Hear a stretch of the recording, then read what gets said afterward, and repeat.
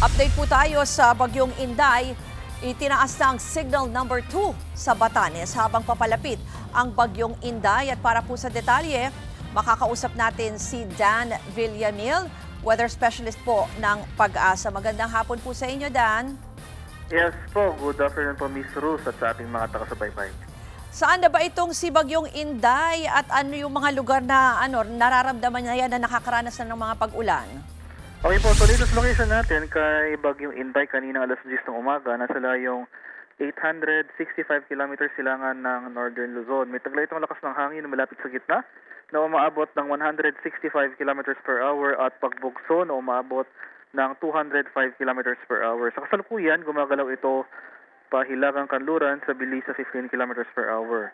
As of 11 a.m., may nakataas tayong tropical cyclone wind signal number 2 sa Batanes. Samantala, signal number 1 naman sa Cagayan, Babuyan Islands, Isabela, northeastern portion ng Quirino, Apayao, northern portion ng Abra, Kalinga, eastern portion ng Mountain Province, eastern portion ng Ifugao, Ilocos Norte, northern portion ng Aurora at itong northern and central portions ng Catanduanes. Kaya sa mga lugar na ito, maghanda po tayo sa mga banta ng malalakas na bugso ng hangin na dulot ng papalapit na bagyong Inday. Hindi man magla-landfall itong bagyong ito, ay isa rin po nating concern yung southwest monsoon na yung habagat na hinahatak ng bagyo na kung saan magpapulan ito sa kanlurang bahagi ng ating bansa sa mga sunod na araw. Patuloy po tayong maging handa at alerto sa mga banta ng pagbaha at pagguho ng lupa na dulot ng habagat. Miss Ruth? Dad, yung mga inireport namin kanina, may mga baha na dyan at malakas na ulan dyan sa may bahagi ng Mindanao. Yaan ba ay dahil sa epekto ng bagyo or yung sa habagat? Opo, so yung mga pag-ulan po nating as we speak, yung mga pag-ulan na nararanasan dito sa kanlurang bahagi ng Visayas at Mindanao ay dulot po ng habagat na hinahatak nitong si Bagyong Inday. Okay. Tapos yung binanggit mo nga na hindi nga siya mag-landfall, pero yung hahatakin itong habagat, ano ang posibleng maapektuhan at kailan yan mararamdaman? Halimbawa dito sa Metro Manila. Yes po, for now, as we speak, yung western sections ng Visayas at Mindanao, yung currently nakakaranas ng mga pag-ulan na dulot ng habagat.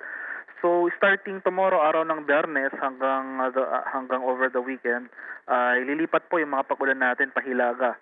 So, sa ngayon, western Visayas and western Mindanao, starting tomorrow, makakaranas na rin tayo ng mga pag-ulan dito sa kanlurang bahagi ng Luzon.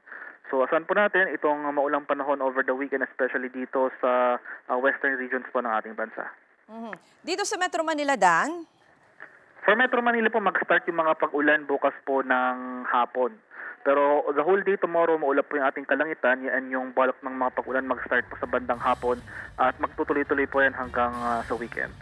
Etong masamang panahon, hanggang kailan ba natin maasahan at itong malakas na habagat at itong si Inday ba ay kailan din lalabas ng PAR?